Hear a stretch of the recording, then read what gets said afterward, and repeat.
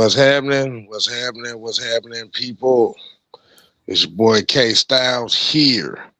Hold on, I want to make sure y'all can hear me. Can you hear me pretty good? Yeah. Okay. Like I said, doing it on this damn tablet, my shit kind of lags sometimes. So, what's going on, people, man? It's your boy K Styles here. Hey, man, and we are hosting our Thursday extravaganza here on the 6 and K Live, as well as Mad Mike Sports Channel. Hey, man, you already know we got the usual lineup for today's show. We got the Senator, Mad Mike Sports. Dig it. And we got the Joker, Mr. Tactician, a.k.a. Juan Costello. Hold on to your butts. Yeah, boy. Hey, man, like you said, man, we got a good one. The title of today's show is the Atlanta Falcons in a rebuild or a cultural reset. And we're going to be talking about does weak quarterback classes equal weak draft hype? Oh boy. Because I think we want to. I think I've been wanting to actually have that conversation for a good little while now. So this is gonna be pretty funny right here. But you know how it go, man. We gotta give a shout out to the people that's in here right now. So like I said, man, if you're new to the channels, make sure you go ahead, hit that like, hit that subscribe button, but definitely hit that hype button, because that hype button is gonna definitely help us with our algorithms and stuff like that. So shouts out to Silk Legacy. We got Sherman Wood, King Fred, Pat Norris, Pete on 97, Diamond, what's going on? Keyshawn Vlad. Hey, we appreciate y'all coming in. Hey, Mike, Juan, let's go ahead and get right into this. How we doing this evening, fellas? I'm all right. I'm just having a blacktastic time. Not blacktastic. A blacktastic. Yeah. Not blacktastic. All right. Carlos, what's going on, man? So we're gonna go ahead. We're just gonna start. You know what? Before we start with the first topic, man, do we got any sidebars that we want to get off our chest first, man?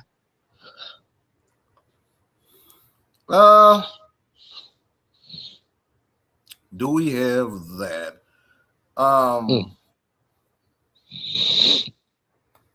What a little bump and grind, baby.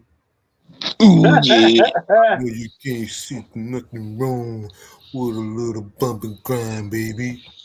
See nothing wrong. I just wanted to say that. I just wanted to say that. But the sidebar,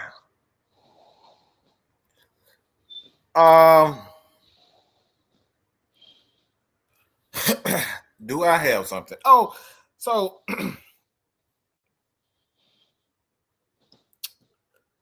I don't know if I should go that route. Do it. Do it. Do it.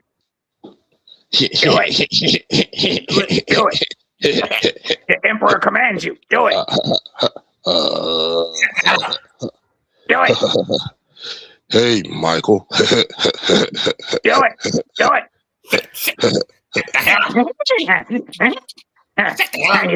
Yeah, do it. Do it.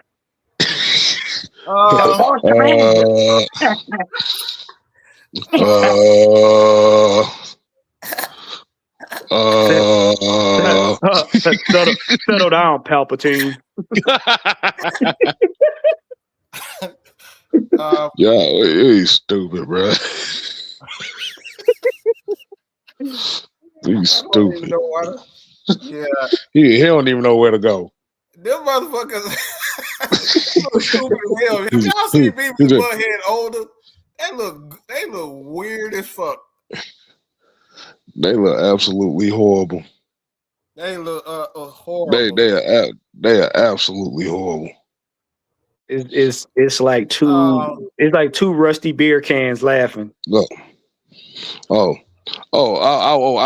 will say something. No, I will say something. I want to definitely give a shout out to the Water Cooler Talk Sports for joining us on the Heavy Hitters last night. Definitely shout out to those fellas. Like I said, man, that was definitely a great show. So if you didn't get a chance to watch the Heavy Hitters live last night, we got to some college football conversations with the Water Cooler Talk Sports crew.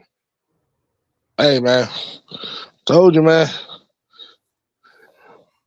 They love us, man. Yeah, man. You know what? I'm just going to go ahead and break the ice. I am so glad that Falcons and Matt Ryan are just causing problems all over the NFL. I love it. I love it. He's coming into people's houses with his white tee. He's looking mean with his white tee. They're causing controversy.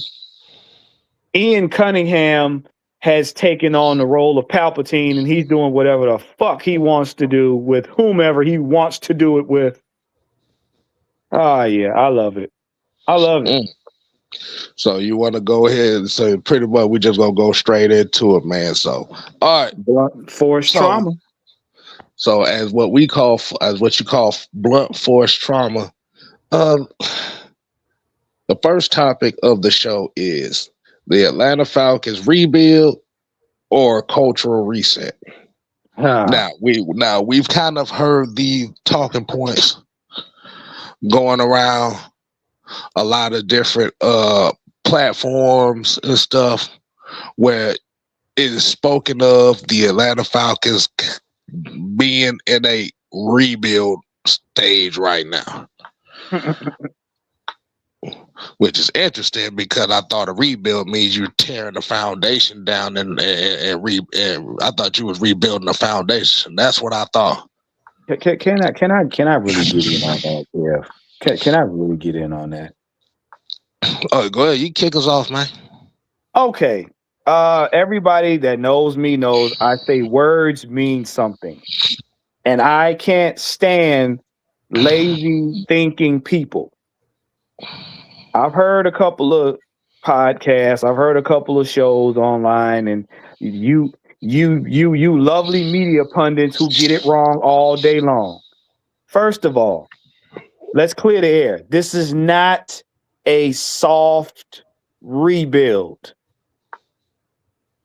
Okay, I'm going to say it again. This is not a soft rebuild, like K-Style said. In order to have a rebuild, you have to tear something down. Okay? This is not a retool. Again, you have to take something away to bring something back. What this is like a puzzle. You're adding pieces to what's already there. That's it. Not no soft rebuild. You use these dumbass words, soft rebuild and retool. Shut the fuck up.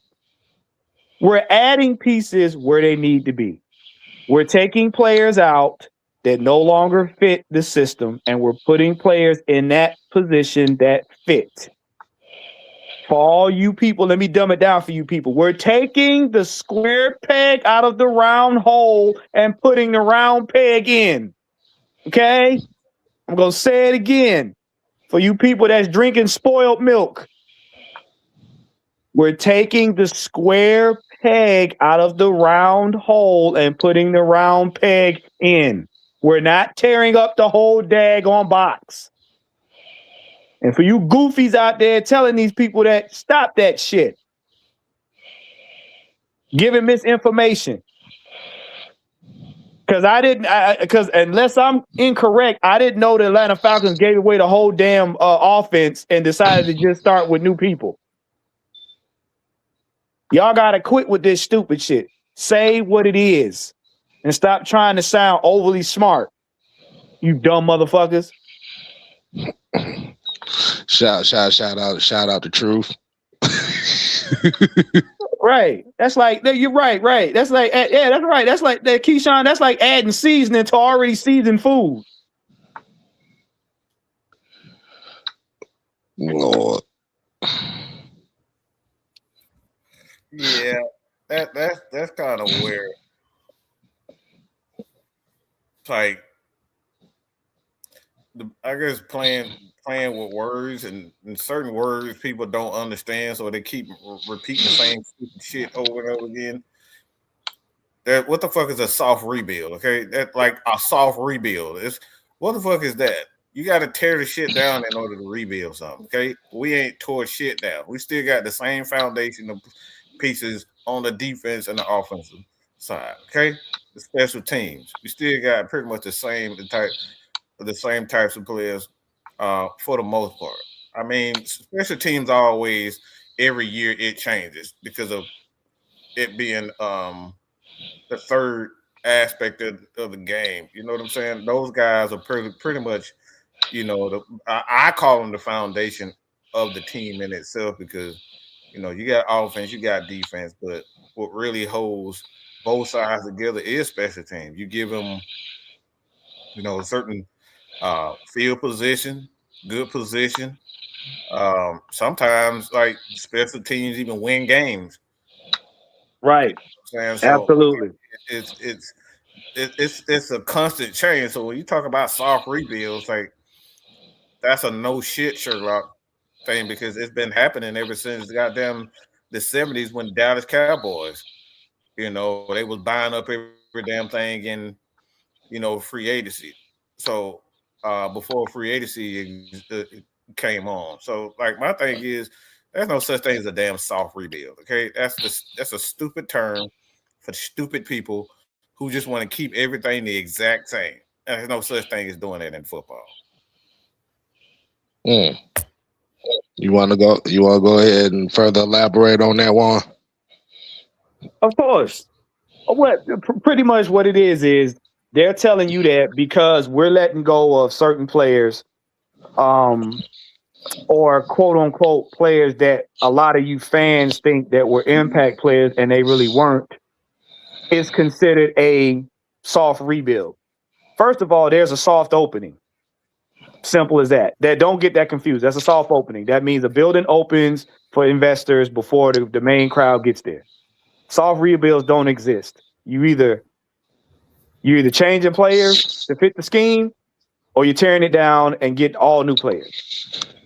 I didn't know we got rid of Bijan. I didn't know we got rid of Drake. I didn't know we got rid of Kyle. I didn't know we got rid of Jake Matthews and Caleb McGarry. I didn't know we got rid of them. So pretty much what they're doing is it's a cute way of saying they don't like the moves that's being made. And they're trying to dumb down the fact that, like we say all the time, Kevin Stefanski, Ian Cunningham have their guys that they want on this team. We told y'all that. I'm going to give you a refund. We told you! Mad Mike told you so! That's what we've been telling y'all. Mike has said it time and time again. I'm tired of hearing Mike say it. Every coach wants their players. We got rid of Darnell Mooney. Why? Because he kept bowling instead of catching the ball. You know what I'm saying? We got rid of players that weren't good for this scheme. Those guys are not what Stefanski wants. You either going to be top tier or you're going to be the guy he's hoping to make top tier. Period. That's it. The offensive line is still here. The weapons are still here. Even Durag Shawty is still here, even though he got a busted knee.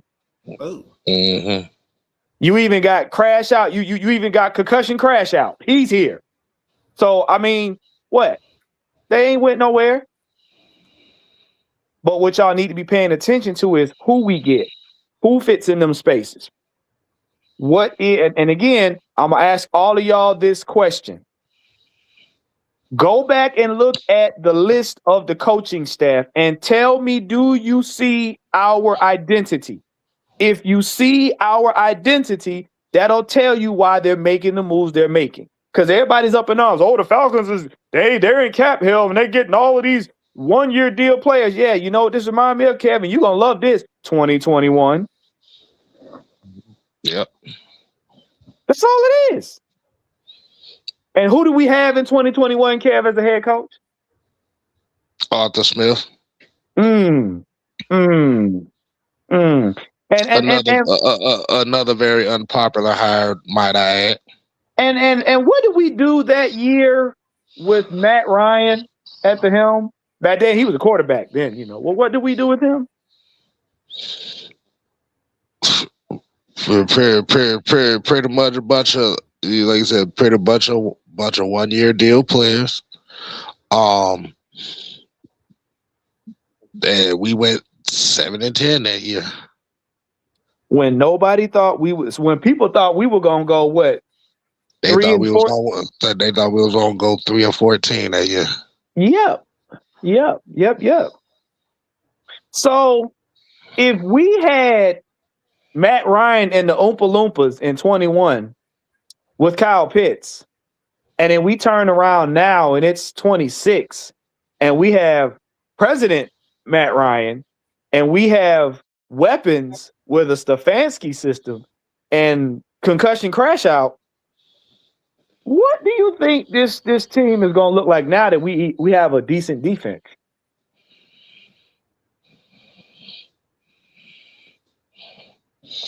Hey, like you said, they're literally sitting here they refining the foundation. So that goes back to the question that goes back to the second part of the question. Would you consider this a resetting of the culture? Because one of the biggest things that we've said about this team in itself is, what is the culture of the Atlanta Falcons?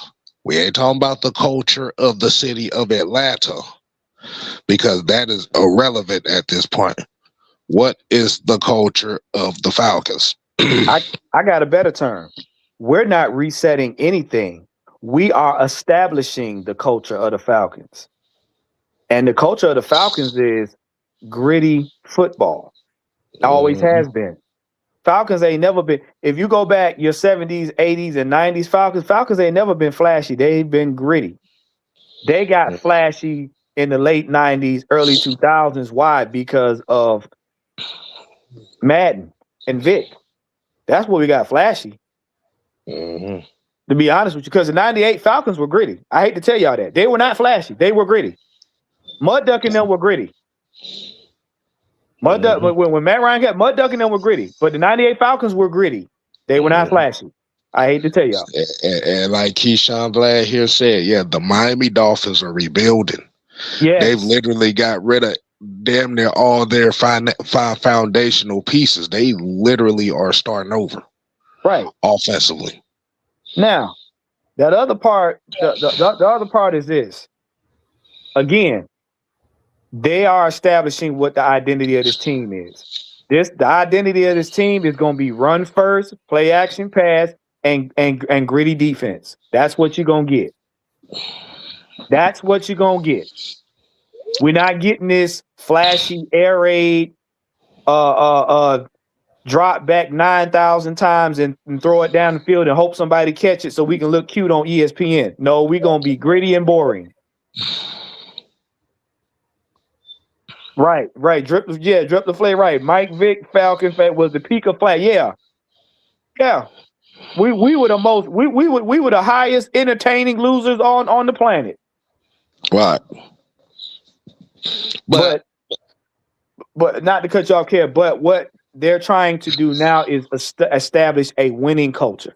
If you want to call a coach, they want to establish a winning culture. Meaning that now we can stand on wins. Meaning that now, because remember back in the day, the Atlanta Falcons was something to fear coming to the NFC South. During the Matt Ryan era, they already knew. They were like, oh, we got to play them. They knew you was in for a fight. Now they look at us like, well, that's just one of them teams down there. You know, we don't know what we're gonna get. That's just one of them teams. Yeah.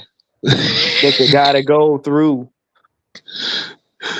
If we need a quick W, we just gotta go play them Falcons, one of them teams. One of them teams. Right. Also, hey Kev, do they know that right now we're being smart about our money? Mm-hmm. Because you do now let's just say this experiment we got going on right now works. We get into the playoffs and the postseason and possibly get closer to a championship. Guess what happens? Right. Now some of these players either get their careers reignited, or now you got to possibly think how good you did this season determines if you stay on the team, and we issue you another contract.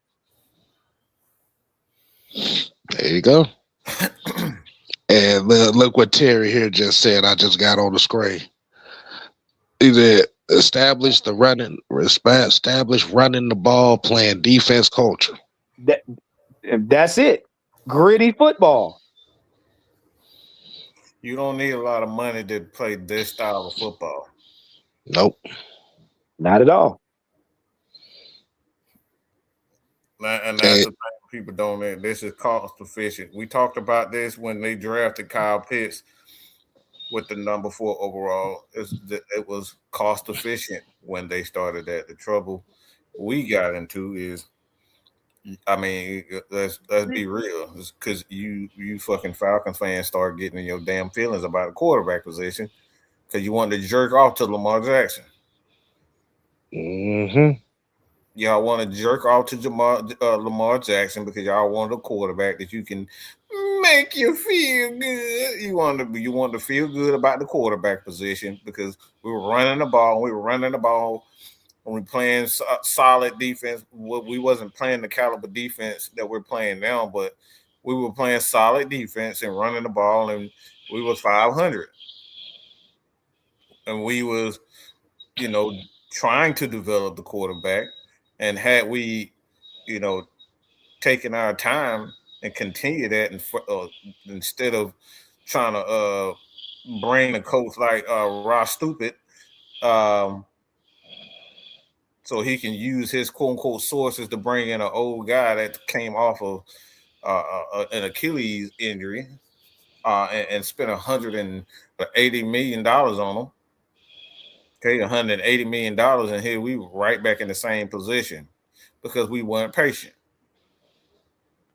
And then because you weren't patient enough, the Falcons made another decision, and that was to draft Kyle Pitts on top of it.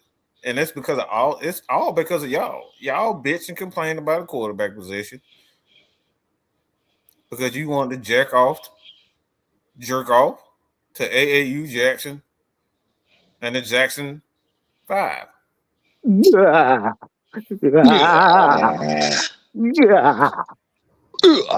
Y'all are the reason why we in this position because y'all not patient. Kev said it before. One of the main reasons what's wrong with this team is because they listen to y'all complain every day at every weekend at the damn Benz. Okay, every home game at the Benz, y'all complain about not having a quarterback that can run like this guy. Y'all did that, complain to 92.9 the game and all 680 fan when they had the fan call-ins. Y'all tag every damn journalist. You need to tell Raheem now we need a quarterback that can run. Y'all did that every day. And then this past year, y'all whine and complain, man, why Michael Penix ain't running enough, man? Then Ross Stupid gets on and say, man, we've been encouraging him to run the ball more. Yeah. So pretty much threw him under the bus because of the running, because he wasn't running the ball, so he threw him under the bus. Yeah, the run brigade start putting pressure on. But wait, there's more, because now y'all wanted him to run. Ross Stupid decides, well, he don't need to run. We just gonna make him throw 39,000 times, and the O-line better hold up. Until the O-line didn't hold up. And who didn't hold up for that O-line position, Mike? Fat Stupid. Yes. And what happened to Michael Penix's knee, Mike? It bent sideways, sitting sideways. Boys in the day. Knee bent sideways. Right. On a Sunday night. Now he really can't play.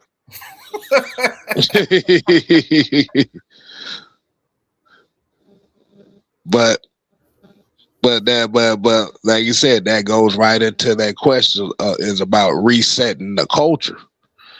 Because the thing about it is, like, one of the biggest issues that a lot of people are having with the regime right now is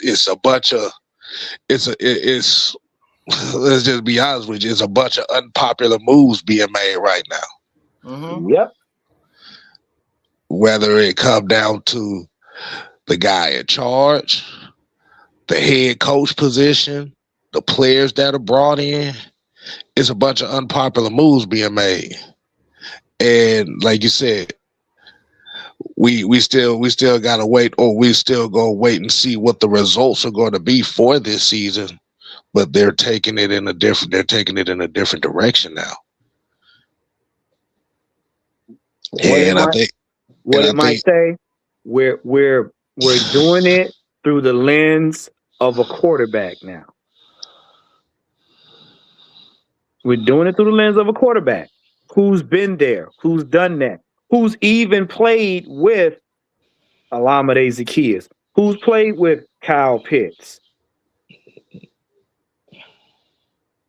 You see what I'm saying?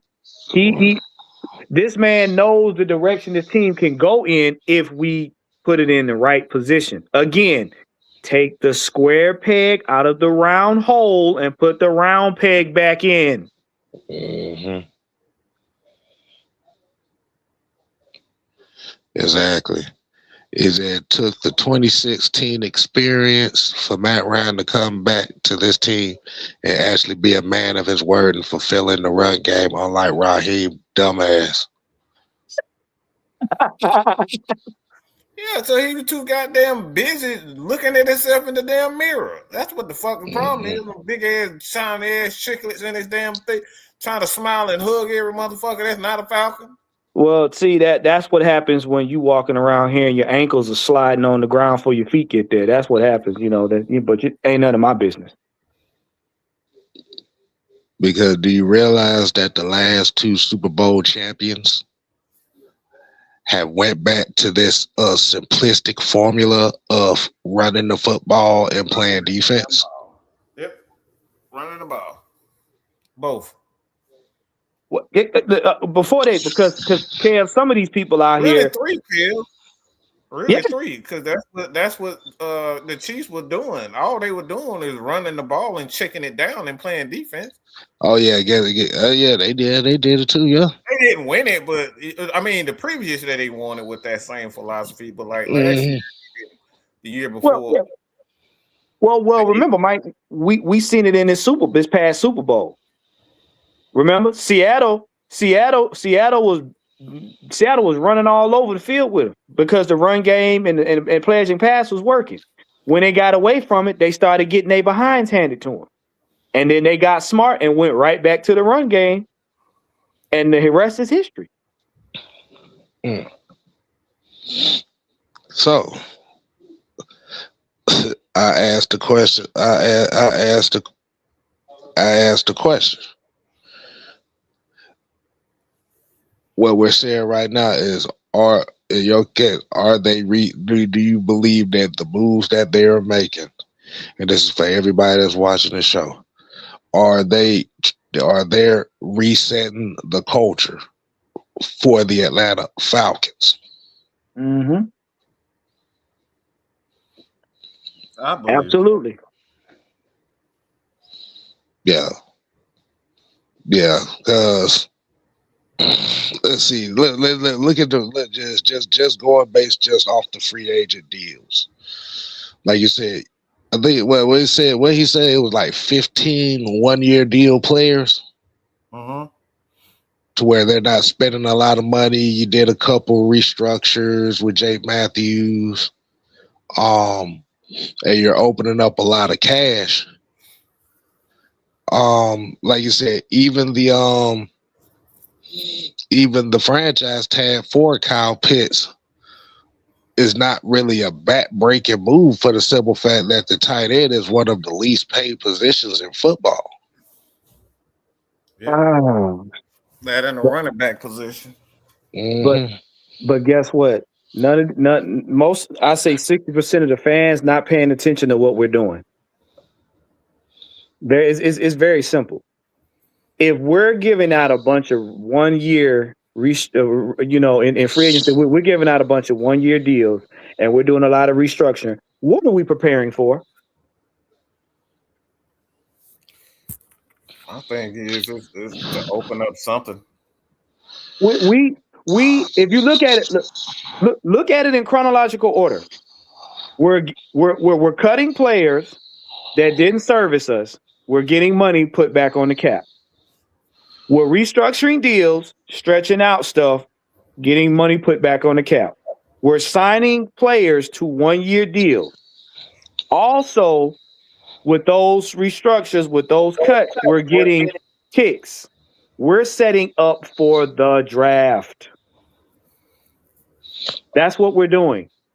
So that Ian Cunningham can maximize fleecing people in the draft. From the pro days to the combine to all that, you watch what the Falcons are doing. They're systematically saying we can't go kicking the door down with a bunch of money. We're going to go into the draft with what we got.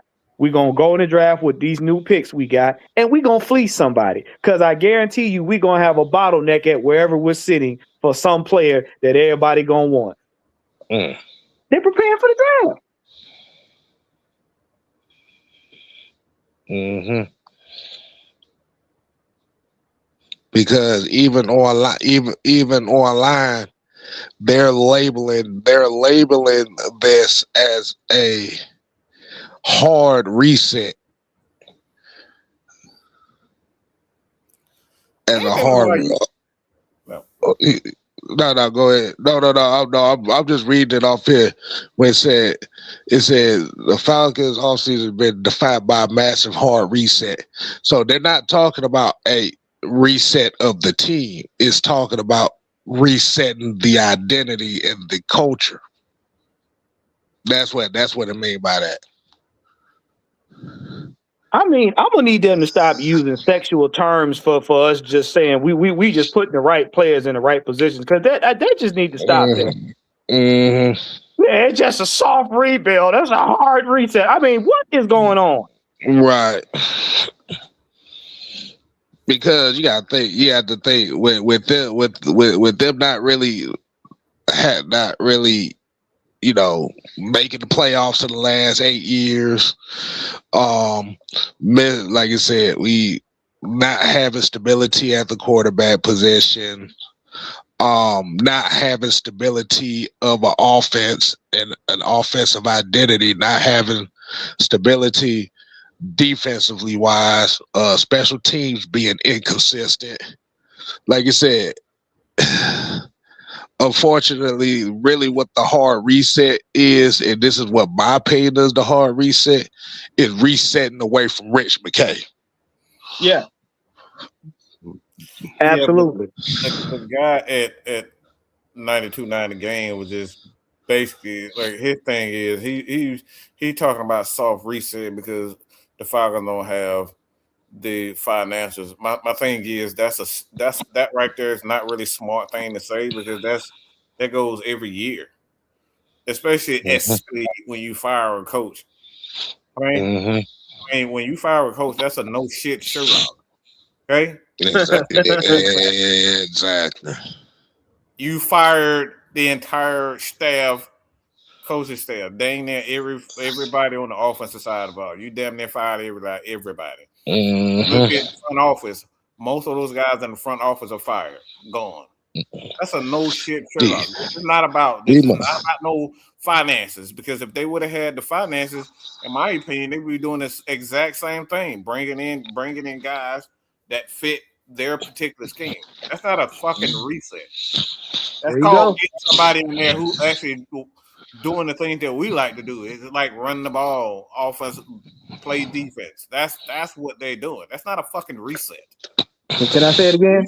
A reset when you talk about reset is when you go from the way they're explaining it.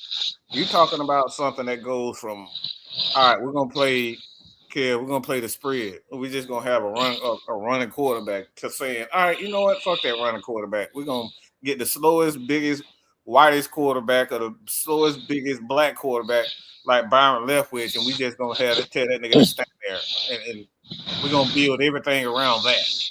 That's what that shit is. Can I say it, Mike? Can I say it again for the umpteenth time? Right. Taking the square peg out of the round hole and putting the round peg back in. Exactly. Here go Jerome. He said, damn near every free agent we sign is better than or equal to the guy they're replacing or has potential to. That part. You know why? Because this is what Stefanski doesn't have to do.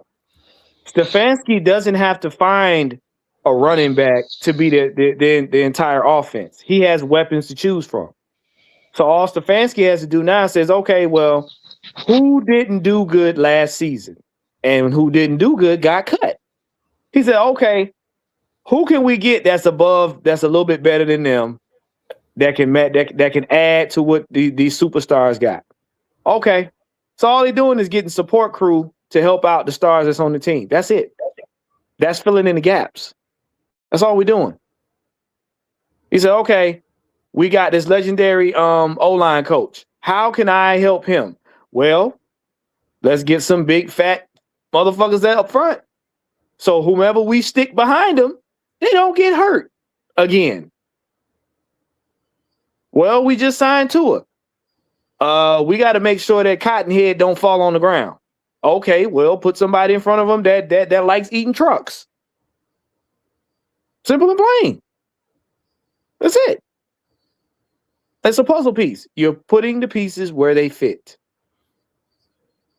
And they're trying to save money while they do it.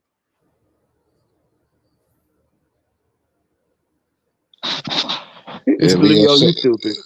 What's next? A medium hard on reset for the season? That could go many ways. Nah, Leo.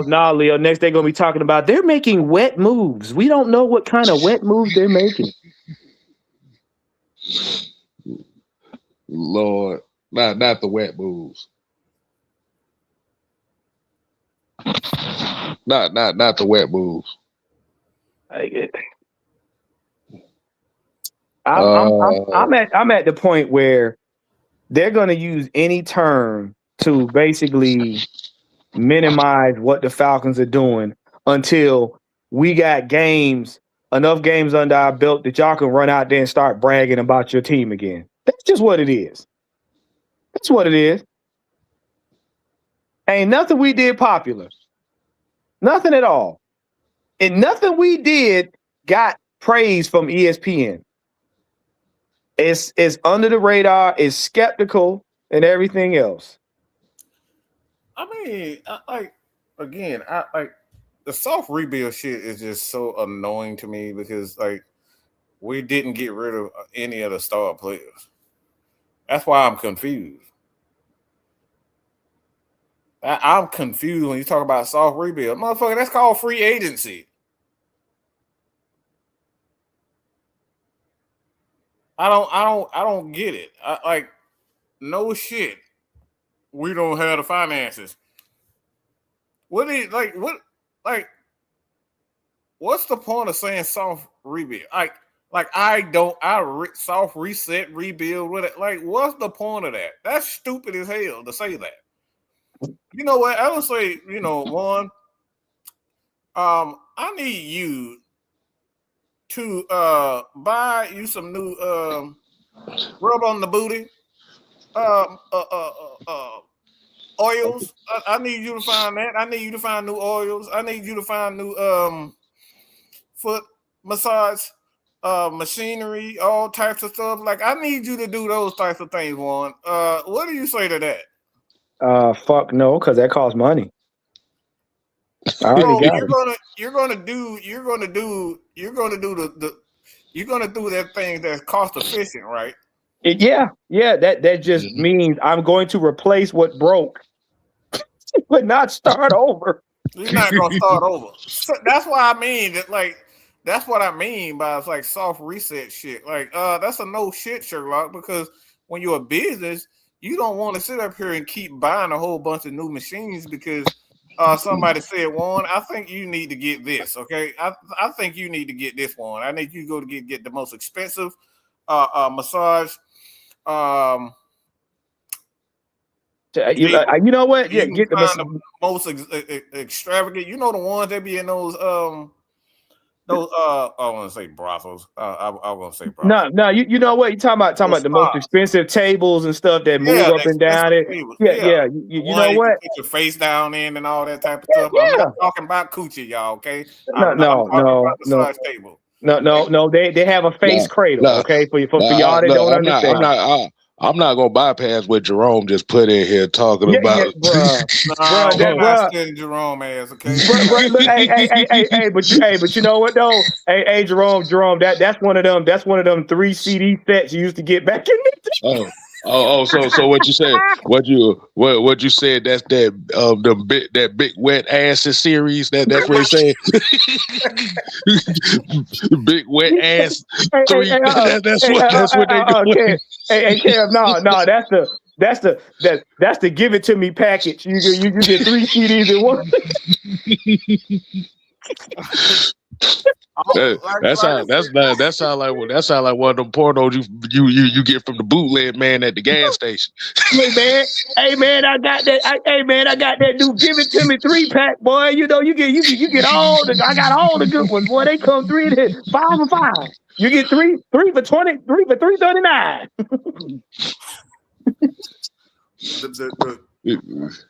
You think you about to get booty talk 12? You don't get a movie called Forrest Humps. I'm like, oh hell no! Get this dumb ass shit off my damn TV. Now you get one of them old vintage ones called It Rubs the Frying Pan. And Quest, what's going on, man? Appreciate you coming. He said it's been a minute since he's seen a live show. Yeah, man. It's been a while since we're seeing you in here. Appreciate you coming in. Terry here said, does it seem like the Hawks and the Falcons are now following the same team concept, building a foundation? Terry, I mean, they're 11 wins in, bro. I mean, what are we talking about? Mm-hmm. They're 11 wins in. I ain't mad at them. You got at some point in time, you cannot get away from the foundations and the fundamentals. Right. The only and what my thinking process is not even just the fact that they don't have the money. The thing is, you have a lot of premium players that's up for big contracts here soon. Right. So you have to at least have something on the table, something. So when you come to that decision, you can make your moves and you can placate your strategy around that, because you think about it, even with Kyle Pitts with this franchise tag, you got that. You got Bijan Robinson, who's looking for who on the cusp of having a major payday at the running back position, and then you have Dre London, who is going to be looking for a mass payday, being that the wide receiver position is the second to third highest paid position in the NFL. What the Falcons are doing is this. Stefanski don't want to let none of them guys go. Okay? So what they're going to do is they're going to make sure that they have a light free agency, and they're going to have a light in the pockets draft, so that when those contracts come up, they can keep the core. Because if you heard what Stefanski said about Bijan, he is enamored with that young man and his skill set. So, and because think about it, I'm not knocking Nick Chubb, but he's going from that to Bijan. Now, if he gets him here, that's twice as good. But he's like, yo, I got a cat that can just make people miss. And if I put him in the right positions, we win games. Basically, he's saying if I put him in the right position, we win the NFC South without even thinking about it. He's got too many weapons at his disposal he did not have in Cleveland. Man, Leo, talk about that. Give it to me, 3-pack 50th edition and shit. Listen, y'all seen them dudes outside with them CDs. Don't act like you just passed them by. Yeah, no. Keys as if we draft a quarterback late, would y'all want a dual threat guy or a mobile pocket guy? I want to ask him that question. I don't want to answer that. I want him to answer that. Yeah, you answer that. I'm tired of answering that fucking question. Look at that bullshit. Okay? I don't think it would matter either or, be just for the simple fact that you're pretty much talking about the same guy. Yeah, pretty much. When you said a dual threat guy or a mobile pocket guy, it's pretty much in today's NFL and today's game of football, though that pretty much blurs the line between the two. What it actually what's more important is the kind of offense you got around that quarterback, because the kind of offense you got around that quarterback is going to dictate how they function, regardless. And the kind of coaching, because like Kev used to always say, most quarterbacks flourish when you move the pocket. Most quarterbacks flourish when you move the pocket. And if you got a veteran back there, even with Tua flourishes when you move the pocket, because that's where he's his most dangerous. When Tua has to be stationary, that's when you see him running around in the backfield trying not to get knocked out. He's not good being a statue.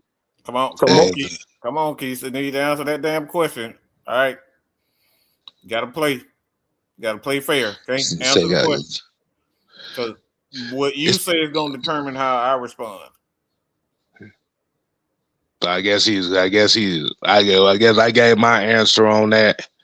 So I guess that Keith, that the clock is on you to what would you prefer? Because my thing is, why the fuck does running matter if he's a quarterback? If the motherfucker can't throw a slant, what the fuck good is he running?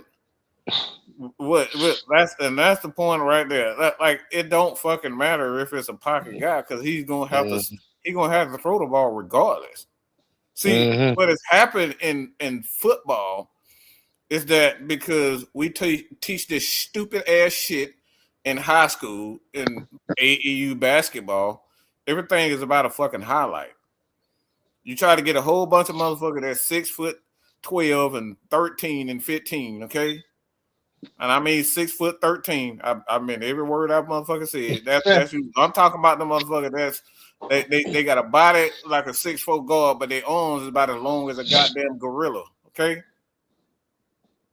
that's what not a bunch of Victor Wembanyama's. I know he ain't talking about that. Cam knew I was going with it. See, Cam knew what I was going with it. He knows exactly where I was going with it. Not a bunch of Victor Wembanyama's. That's what they get in high school. So it don't fucking matter at quarterback, because if motherfucker can't throw a slant, what good is he running? You see what I'm saying? Like it don't matter. He still got to throw that slant. He still got to throw that out route. He still got to throw that flat. It don't matter if he runs, because guess what? That nigga that runs, that nigga runs, ain't made it to a Super Bowl yet. Run us the damn ball. That nigga been running for 8 years, and he still ain't made it to a Super Bowl. Does it matter? It don't look like it. Him being mobile don't even look like it matters no more. Well, Mike, you got one problem though. I mean, if you're gonna run towards the Super Bowl, you can't run in the opposite direction. So I think that's his problem. All right. Got another question here is, when do you think it's ideal to extend Drake London? Hopefully they are talking as we speak. I ain't saying shit to that motherfucker until Bijan paid. That's true. That's true. Yeah, I'm with you on that one. You take care of the big boss first before you start talking to everybody else. You gonna pay for the booty before you actually get the booty. Bitch, give me the booty first, okay? Bitch, you give me you give that ass, and then I'll give you the cash. Okay? So what you trying to say? You trying to say, okay, baby, now I'm gonna give this promissory note. Now I need you to go in there and lay down. I need to get in there when I get in there. You give her them $40 before you actually get it. That bitch gonna look. She gonna lock your ass in that bathroom and leave you and run out the damn hotel. That's what the fuck gonna happen. She ain't gonna lock you in there. She gonna be like, all right, go in there, take a shower. She gonna walk out the door and walk out the damn door. You gone. Absolutely. But let me and I'm gonna explain this to y'all. This is why having a bunch of premier position guys at the same time can be detrimental. Yes. Mm-hmm. And especially if it's detrimental to a football team that doesn't really have a set identity or a set system. Yep. That's what I mean by to get the ass first and cash later. That's what I mean by that. You got to set the foundation first before you start to get the rewards. Get the rewards of that particular scheme. You can't just be up here paying guys. Man, I think he's gonna be a superstar. Let's give him $200 million because I like him. Guess what? He turned out like Brock Purdy. Turned out like Brock Purdy. They don't pay for $200 million. A motherfucker can barely throw a slant consistently.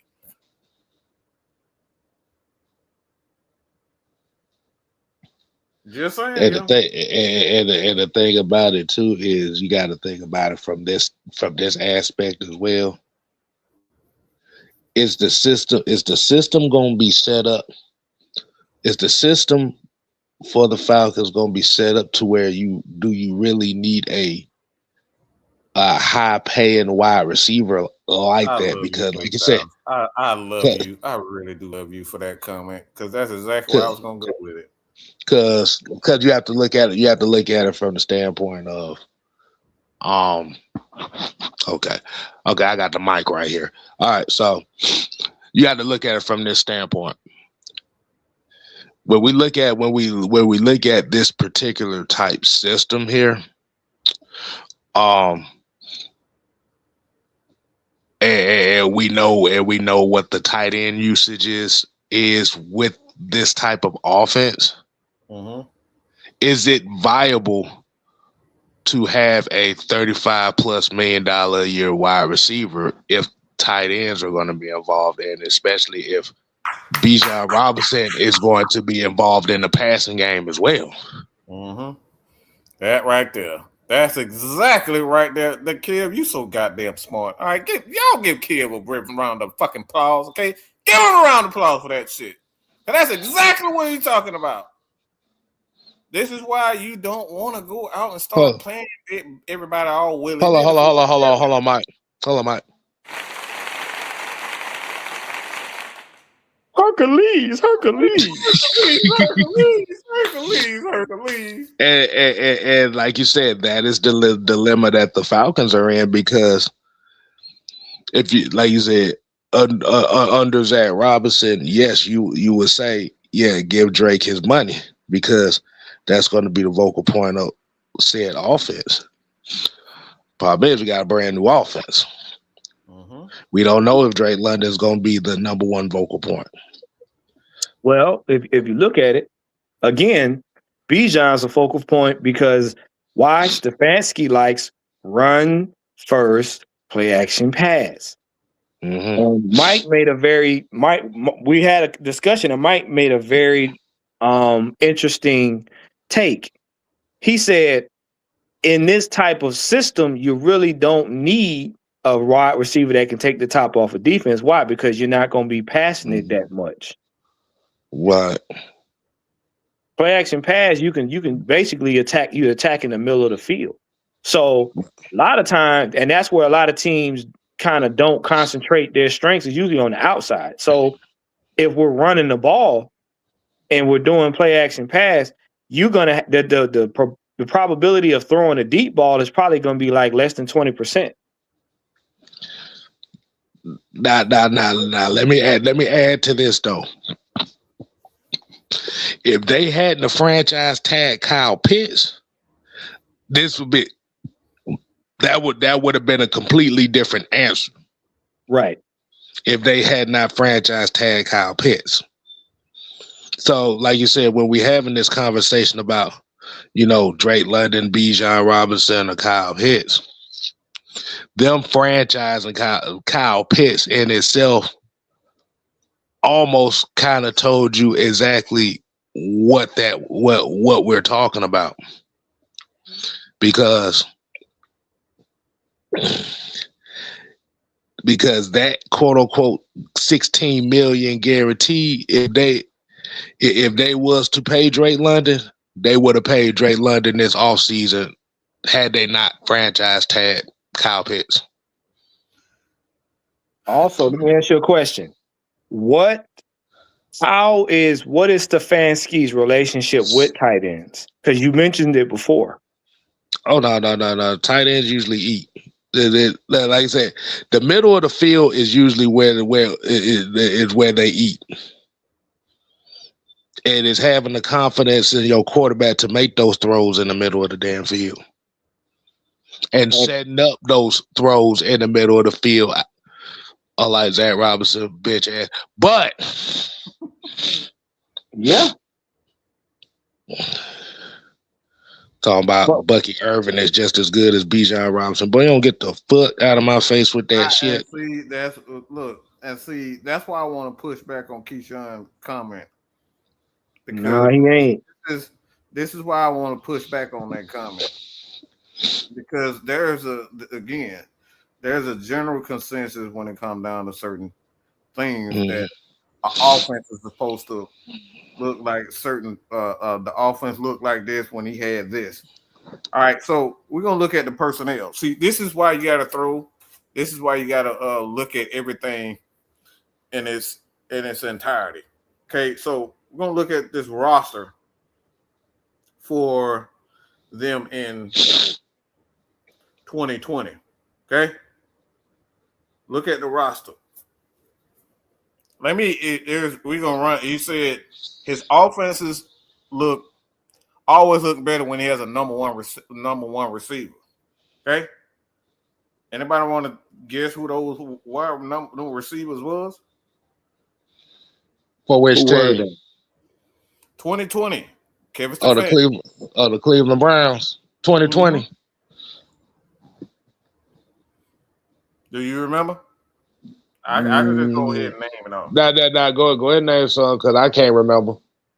Jarvis Landry, Odell Beckham Jr., Donovan Peoples-Jones. Donovan Peoples-Jones. Does that sound like some number one receiver? Let's be real. Because Odell Beckham was coming off a knee injury. So hold on. So here's where I can counter that question. So are we basing it off the Minnesota Vikings days with Justin Jefferson? But that's what it sounds like. The whole point. No. The whole point of this is, does that sound like a number one receiver? We're going to go to the Minnesota Vikings team also. Okay. Because the point I'm trying to make here, we're going to look at the running back for them also. Okay, because there's a general consensus that he just needs a number one receiver. That's not true at all. You know why? Do you remember who was the running backs for those guys in 2020? Was it Nick Chubb and was it Jerome Ford? Kareem Hunt. Okay. Damn, I forgot. Damn. You see where I'm going right here, right? Mm-hmm. He had Nick Chubb and Kareem Hunt. Both of those guys were regarded as number one backs. Yep. Right. Remember that. But basically, like you said, even with it being having a quote #1 wide receiver, it still ran off the backs of your running backs. Ding. Because guess what? We got the king dangalang, okay? And his name is Bijan Robinson. Okay? So in other words, Mike, see where I'm going with this. Yeah. The foundation is going to be the running game. Yeah. Look, pretty much what it is we're gonna go. You're gonna go back to seeing what we saw before Bijan got here, which is the quote unquote. We had Tyler Algier and Caleb Huntley, and we were bludgeoning teams in the run game. Go back to the Super Bowl year. What was that? The foundation of our Super Bowl in 26. 2016? Devontae Freeman, Tevin Coleman. Yeah. King dingaling. God damn it, K-Style. Your shit just continuously growing. You about 12 goddamn inches long right now. You know that, K-Style? K-Style, that motherfucker growing like Pinocchio right now. But now look now look.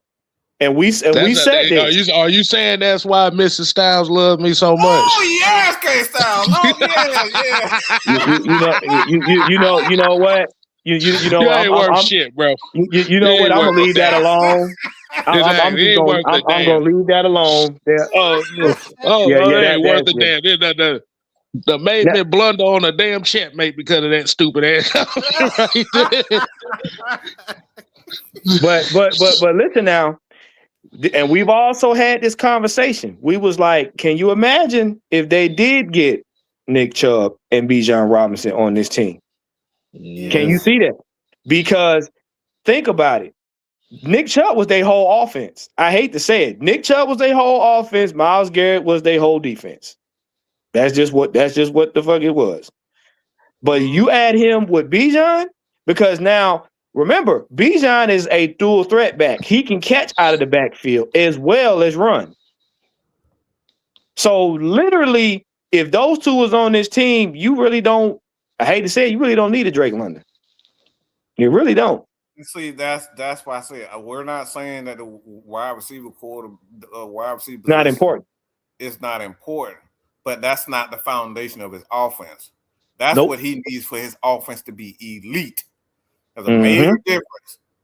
The philosophy, see, getting back to football, football has always been about running the damn ball in trench play. That's what football has always been.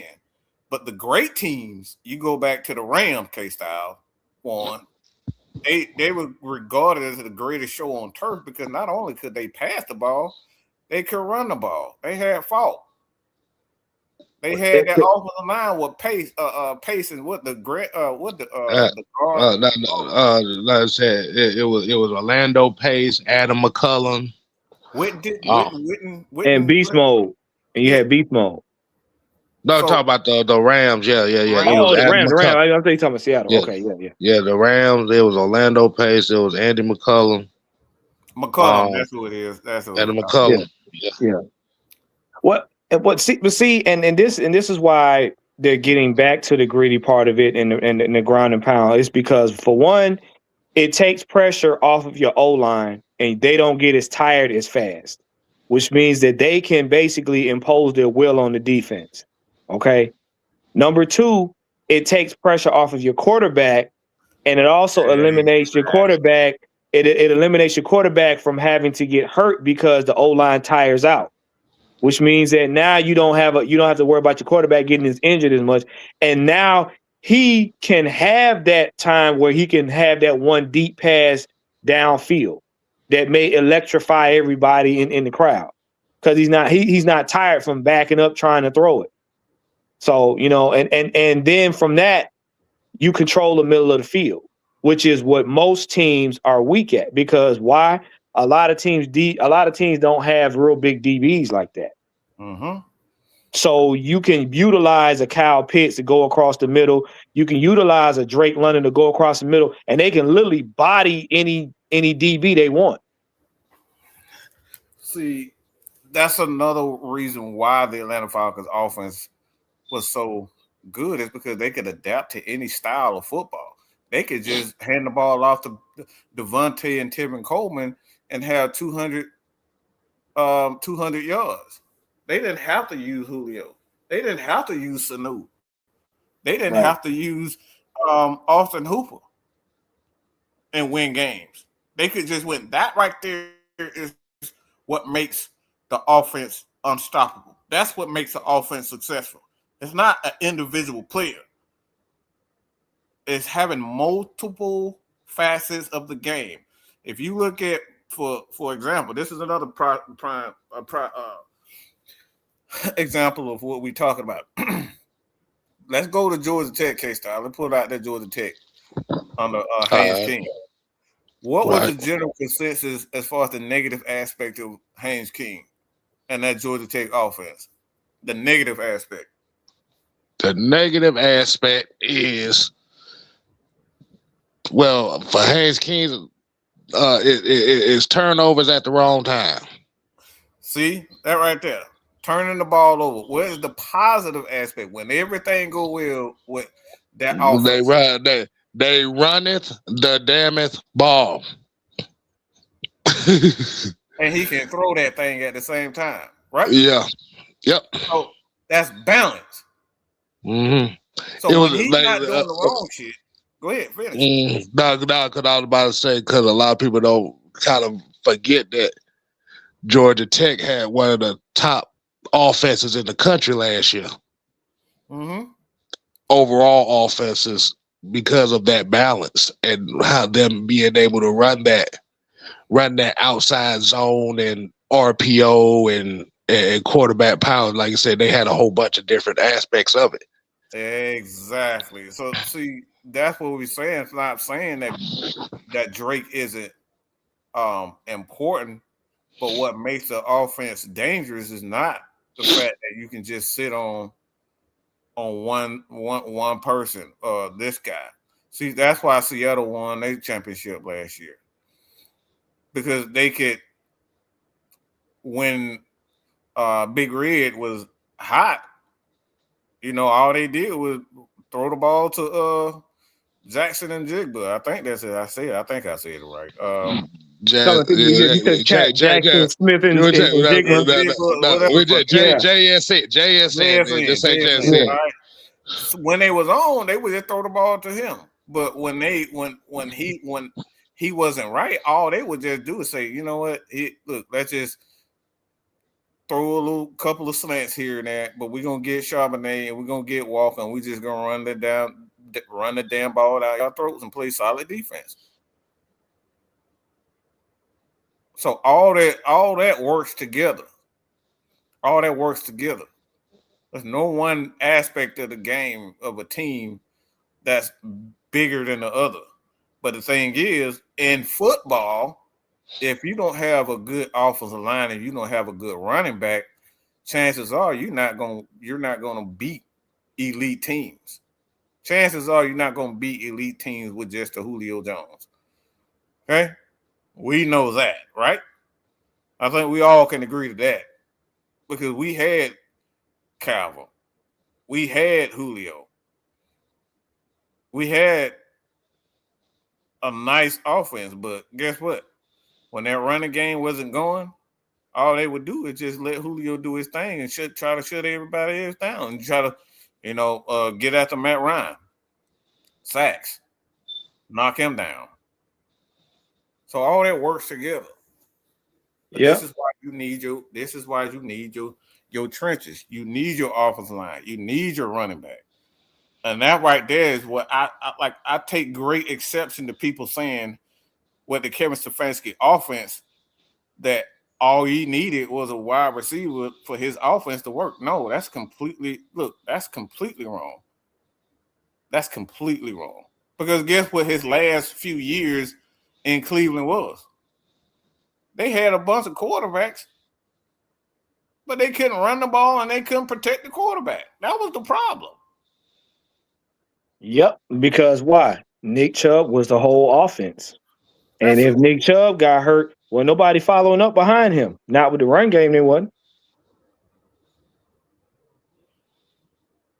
And I hate to tell y'all something.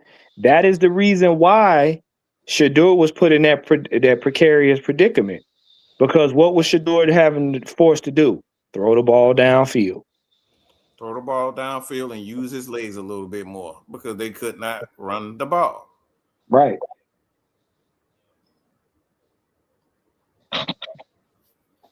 See, the throwing ball puts a little bit too much pressure. Throwing ball actually put a lot of undue pressure on the team in its entirety. Yep. Especially the offensive lineman.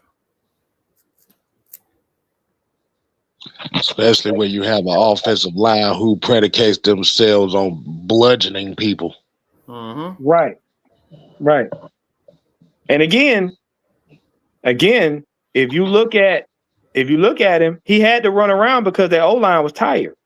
Because if you got a defensive guru that knows how to get at you, all he gonna do is just wait for your O-line to get tired and then he gonna blitz. That's all he gonna do. Yep.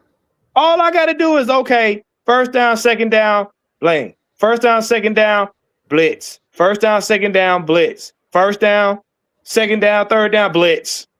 I'm just gonna blitz you because y'all guys ain't got enough strength to stop us from knocking your quarterback out. So now he running around the backfield like a chicken with his head cut off. Yep. That was the whole recipe with beating the Ravens. All you had to do was stop Derrick Henry. You stop Derrick Henry, you ain't going all of this is right in front of our face. But we got the ESPNs of the world and some of these experts, and I use that term lightly. These experts tell you need to have a wide receiver. No, you need balance. Like, what's good at bringing in a wide receiver if you can't run the ball? That's because wide receivers are highlight reel makers. Running backs are basically just game winners. Only reason why Bijan is a highlight reel maker is because he make people look stupid while he's running. Mm-hmm. He's an asset for both aspects of the game. He can catch the ball out of the backfield. Bijan Robinson, if he wasn't a running back, this dude could be a hell of a slot receiver. Mm-hmm.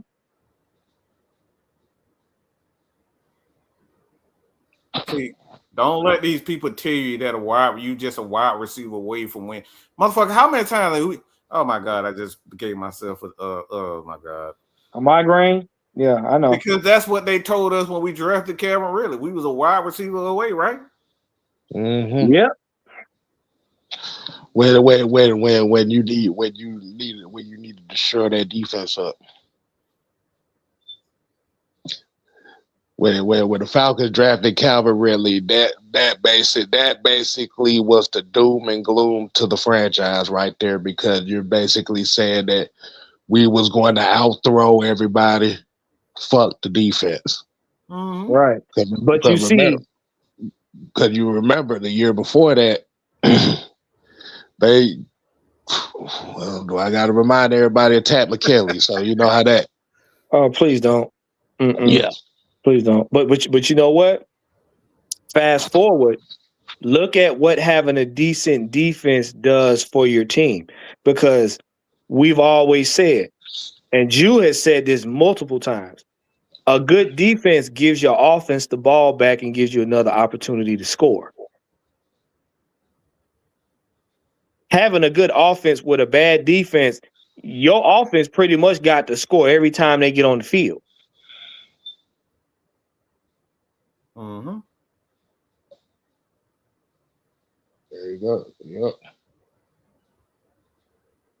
And if you noticed about last season was the exact representation of the telltale sign of why having a good defense was important, because it kept us in games we shouldn't have been in. Oh man. But yeah. So in conclusion of that, man,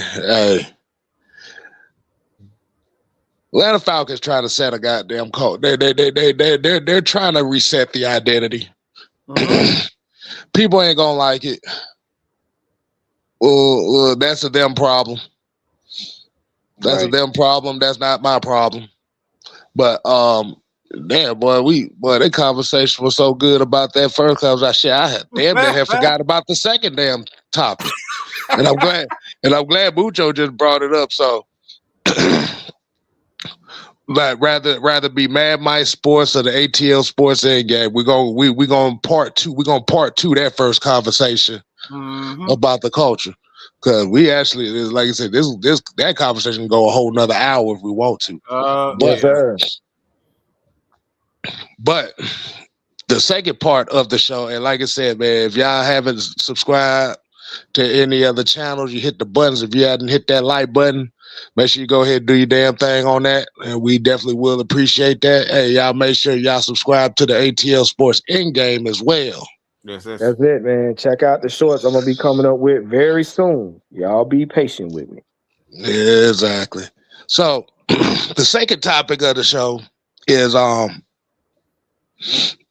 it's basically a talking point that I've had for a while, and it's basically, does a weak quarterback class equals weak draft hype? Because a lot of times when we be talking about these draft classes, and this is just going for the public, the consensus public, the casuals. Usually when there's not that much hype on a quarterback class, sometimes the NFL draft doesn't have that same.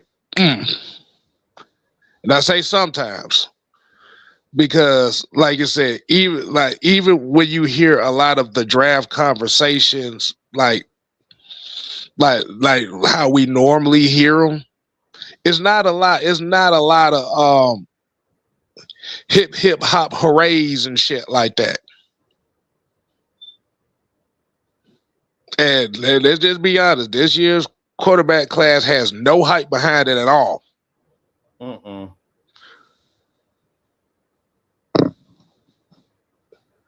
So what do you think about that, man? Do you think that the lack of depth of the quarterback position of this draft has hurt the hype of this draft class? I think it's the shift in the NFL, actually. Ooh, and Mike, all right. Remember what Mike said 2 years ago. Okay, Mike said the NFL is football. The NFL is changing. It's going to go back to the ground and pound. All of that flashy air raid offenses and stuff that we were used to seeing, we're not going to see that anymore. And he said, what type of quarterbacks are coming out of college now? He said these quarterbacks are basing their skill set on the RPO. So if you go back to ground and pound, you don't necessarily nullify the RPO, but it's not necessary. Because now what happens is basically running the ball and play action pass is basically your staple. So all those flashy big arm quarterbacks, it's like, okay, yeah, you can throw, but we're not really focused on that now. So now you got to be a quarterback that can fit in a system regardless if you got a big arm or not. Also, these lesser known quarterbacks that's coming out in the draft kind of got equal footing now. Because the media is not going to hype up something that the NFL is not pushing. And since the NFL ain't pushing these air raid quarterbacks anymore, the media is no reason for the media to hype it up. It's everybody. We got to go with the boring quarterback. Who cares? So now they'll start pushing the hype towards wide receivers or running backs. Plain and simple. What's your take on that? What's your take on that topic, Mike? I mean, I've always said if quarterbacks aren't good at the basics of reading a defense, he's a worthless piece of absolute shit. Okay? Absolute worst piece of shit. And it don't matter if you're fast. It doesn't matter if you're you got the biggest arm. None of that matters when you're playing amongst the Giants. Okay? You can be the biggest, strongest, fastest midget in the universe. When you start playing against a bunch of King Kongs, guess what? Yeah, you don't look so fast, look so strong now, do you? When you 5 foot tall and you playing against a bunch of people that's 6'4", 6'5", 300 pounds, and they can run just as fast as you. And I mean, little people, too. I don't want the Stetson Bennett fans coming at me by saying midgets. So I'm gonna correct myself. I'm gonna be politically correct and call him little people. When we see these 5 foot little people, and they playing against a bunch of 6'7", 300-pound defensive linemen, you got these 6'4", 6 feet, 250 guys, and they can run faster than you at quarterback. That doesn't matter as much, does it? Why? Because everybody can run fast. Everybody is super athletic on the team, on the field now. So guess what you got to do? You got to learn how to outthink them. And I think that right there suits you a whole lot better, kid, when we talk about learning how to outthink guys. Mm-hmm. Those are the things that we talk about all the time. Learn how to outthink people. I ain't got to be the greatest. I don't have to be the greatest host of all time. Why? Because I got the greatest host of all time on this show. Think about that. There you go. There you go. Mike don't have to be the greatest host of all time. I don't have to be the second greatest host of all time. I got 2 guys right here on this show that can fill in for me, and all I have to do is really just sit back and watch them work and wait my turn. Why? Because they great at what they do. That's it. That's the recipe.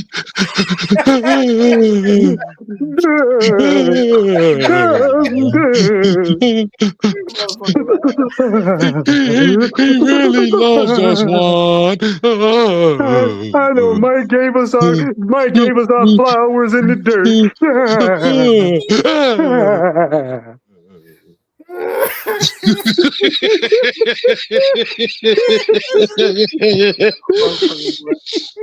Oh my God! That's one of those.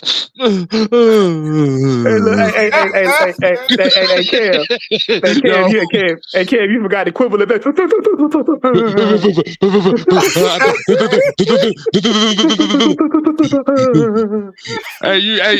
You see those videos from one of them African tribes in Chad where they had to court the women and they be talking about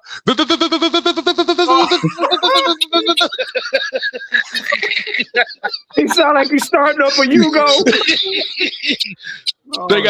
They got stand there bug eyed and shit talking about. Oh my God. I gotta show you that video, boy. That shit had me rolling. I like, boy, these worldwide customs are wild. But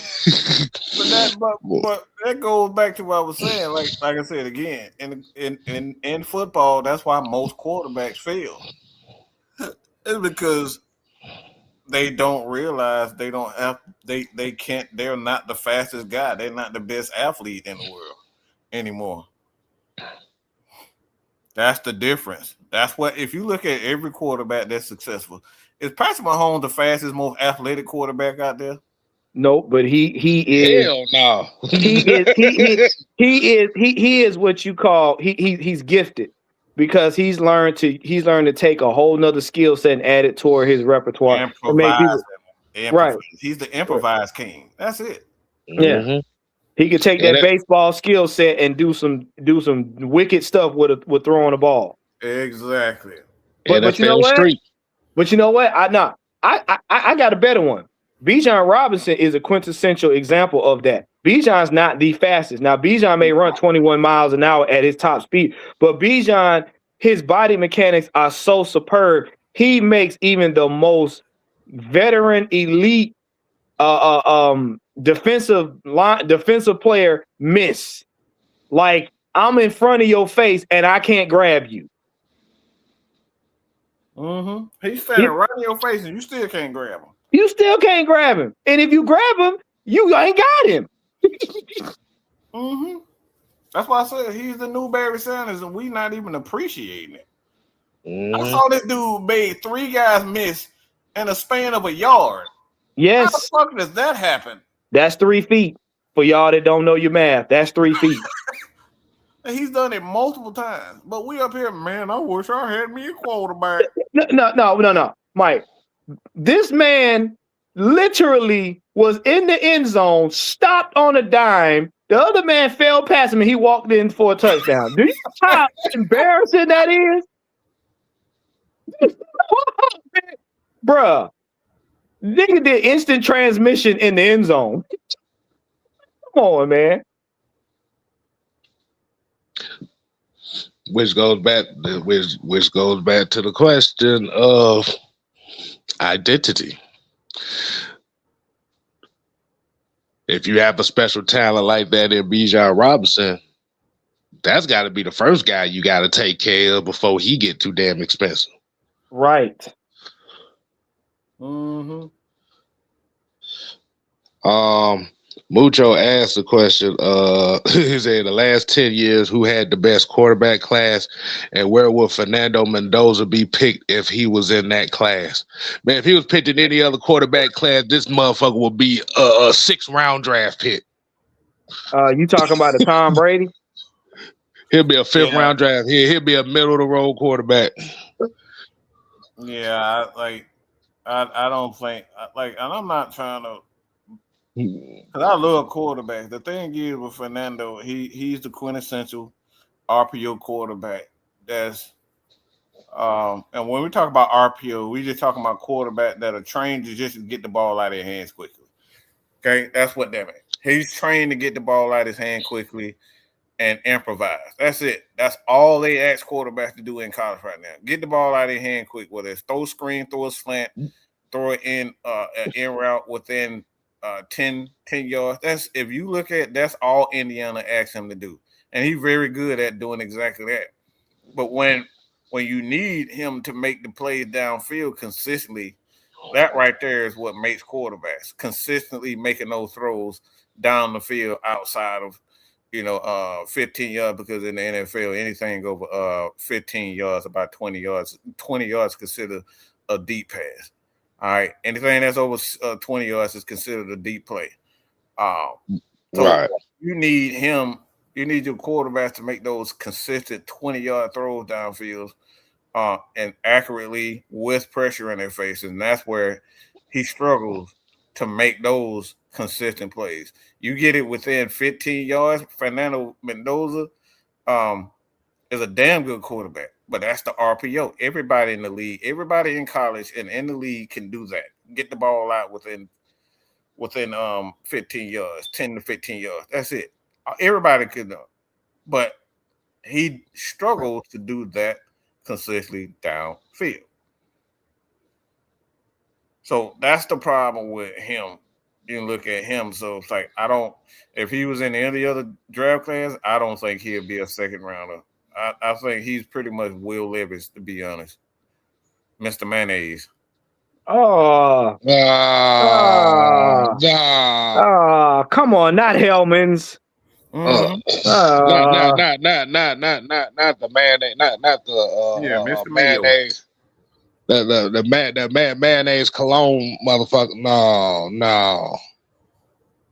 I thought we moved past that. I went to therapy for this. You know what? That, oh gosh. All I keep hearing is blue plate and Hellman's.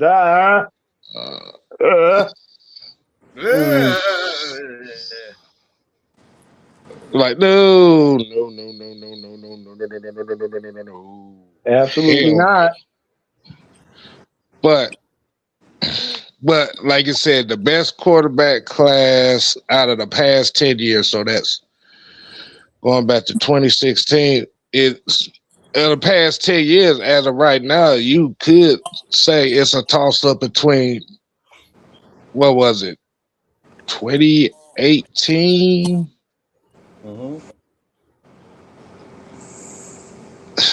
And 2020. Like really right now, it's really 2018 right now. 2018. Yeah, 2018, and what about 2017? 2017, that's Patrick. Hold on, I'm trying to think. Was Patrick Mahomes in 2017 or was he 2018? I think he was 2017. He was 2017. Okay, and hold on, let me see. I'm sitting out. Look, my bad. I'm sitting over here looking at uh looking at goofy ass gadgets and shit and see what I was gonna get. But what's going on, Don? What's going on with you, man? Ladies and gentlemen, my name is the Don, and I am one of the biggest Michigan Wolverine fans. And we just won our game 101. Oh my gosh. You had to come on here and think. He really did this, y'all. He interrupted our show so he can talk about Michigan Wolverine. Ain't this? I didn't interrupt anything. He asked me what's going on, and I just told him what was going on. We know that's always going on in your mind. What you say now? I mean, Besides food, yeah. So 2017, you had Pat Mahomes, Mitch Trubisky, Deshaun Watson, Deshaun Kaiser, Davis Webb, oh Lord, CJ. 2017 was garbage. Outside of Patrick Mahomes, so I say 2018. Yeah, 2018. Yeah, 2018 is for sure the best quarterback class. Mm-hmm. But I don't like 2020. Yeah, you had Tua, Joe Burrow, like those guys. They have a lot of, and I ain't gonna say still developing, but the injuries have gotten the best of them. Mm-hmm. So if they didn't really have a lot of injuries, these past 5-6 seasons, like who would have known? What if? Mm-hmm. But that's one of those things where you can also say that the 2021 quarterback class was one of the most overhyped draft classes, just for the simple fact. You ain't got to tell me that. I already know. Mm-hmm. Because and that is unfortunate because they put the moniker of that supposedly being one of the greatest quarterback classes since 1983. Bruh, people put their house on the line for the 2021 draft class for guys like Trey Lance and Justin Fields, all for them to be ass. I ain't even gonna say bust. Ass. Well, that's what happened. Now they assed out like the rest of them without no house. So I mean, hey, it fits. Because they thought they can tell them niggas to run, nigga run. That's all. Well, they thought that would be enough. I mean, if that was the case, Lamar would have ran his ass into a Super Bowl. But I said this, and I said that these guys weren't gonna pan out, and bullseye. Well. So like I said, man, it's just unfortunate,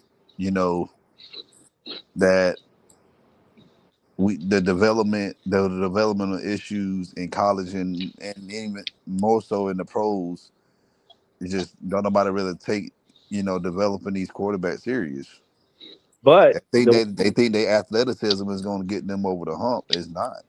Well, but see, the way the league is going back to, they're gonna have to go back to learning how to read defenses and everything like that. Because the RPO, if you begin to go back towards the run game, that RPO shit don't matter. It don't. You better learn how to read the defense because them blitzes is coming. Or you better be real good at handing that ball off within a second. That's it. The league going back to the way it is going to force these RPO quarterbacks to have to learn how to be quarterbacks in the true sense. Or they going to get their asses tore out the frame in the first 3 years of their career.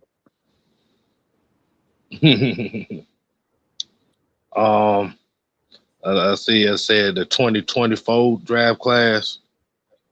Too early to call. Yeah, I gotta get at least another 2 years. Yeah, and that's why I'm like, keep talking about those. They're trending in the right direction right now, but like I said, I gotta give it a couple more years for them. Mm-hmm. Caleb Bonitz, Michael Penix, JJ McCarthy. Mm-hmm. Gotta get them time. Drake May, yeah. Let me see. So, y'all want to go ahead and throw some questions in here, man? Y'all definitely do that. We Q&A it up for the last bit of the show. Yeah, Georgia about to play St. Louis here in a minute. Yeah, like I said, those schools like St. Louis and stuff like that, you see them in them March Madness tournaments. Them teams you got to be scared of. Jake Wilkins, but he don't look nothing like his dad, bro.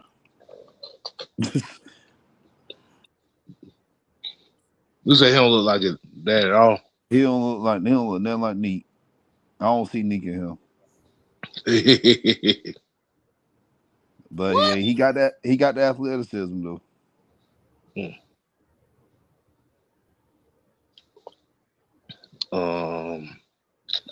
Hold on, said Jason T here said Matt Ryan was a great quarterback. He didn't have defense help since he was drafted. Such a waste. Defense wins championships. I'm glad the Falcons finally got the defense last year. And I think this year would be more scary than last year. Go Falcons. We appreciate that comment. Appreciate that comment. I'm gonna let y'all know. They've been talking to Jeff Obert quite a bit. And especially about like Jalen Walker and all that. Oh yeah, the defense about to be extra scary. Defense about to be extra scary. We have the fastest linebackers in NFL history on this team. The fat, like Mike was talking about, them big 6'5", 6'6", 250. Yeah, we got them. But you know what, Warren? You know what the theme song for our defense gonna be this year? What's that? Y'all remember Youngbloods? Oh no, not if you. If you don't give a damn, we don't give a fuck. Yeah. If you don't give a damn, we don't give a. Don't start no shit, won't be no shit. Don't start no shit, won't be no shit. Don't start no shit. No. No, it's gonna be help me, please, because help me, please, nigga, help me. Quarterback's gonna be like, quarterback's gonna be like, Coach, how do I throw the ball? What you mean? Every time we play the Falcons, they get me before I get the ball out. Well, hand it off.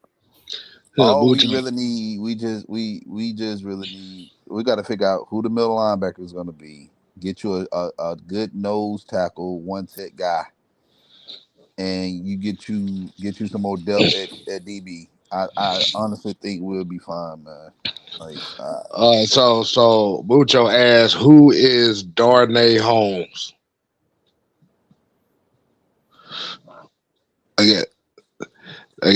Talk about the guy we just signed here out. Guys like that is he pretty much just a guy that's gonna compete for that slot corner position and special teams. Like, you need those guys.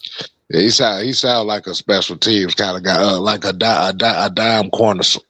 He's a Ricky Manning Jr. type guy. He's one of Ricky Manning Jr. Yeah, y'all gotta think we got Ricky Manning Jr. as our DB coach. So. Okay. Specializing in nickel. He specializes in a nickel. Ricky Manning does. Yeah. And that doesn't help the fact that he got the head shaped like a Phillips head screwdriver. But wow. What? Kev, you trying to say this man head look like a wrinkled tip? No, I said Phillips head screwdriver. That's how he played, because that motherfucker screws was loose. Yeah, as a slot corner.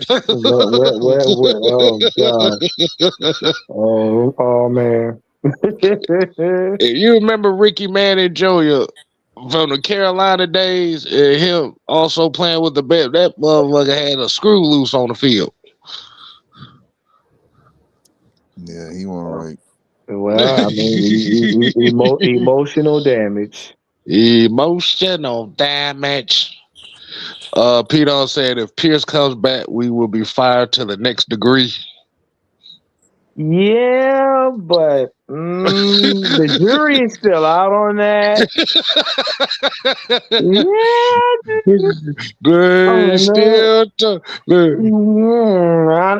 I don't know about that. Man, look, man.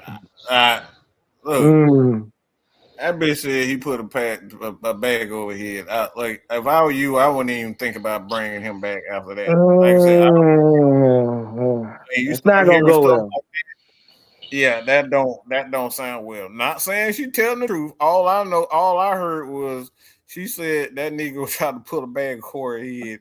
Okay, so if he doing stuff like that, if that is true, sir, y'all just.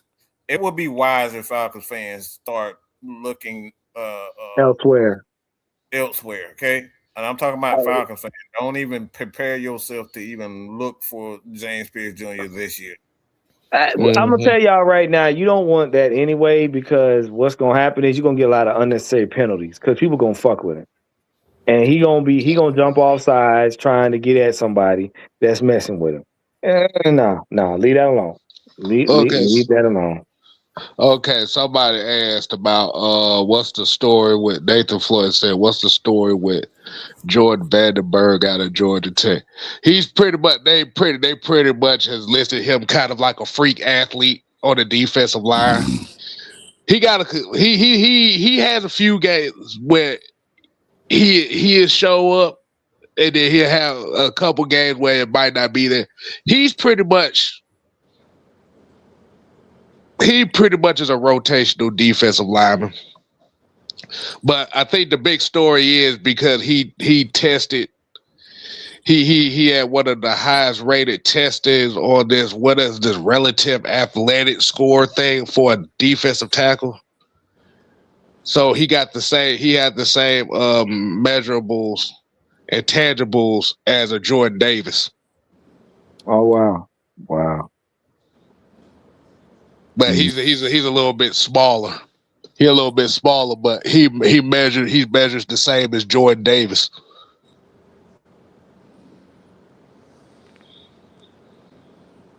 But like you said, he looked like one of them hog carrier motherfuckers you'll find down in Statesboro. I tell you that much.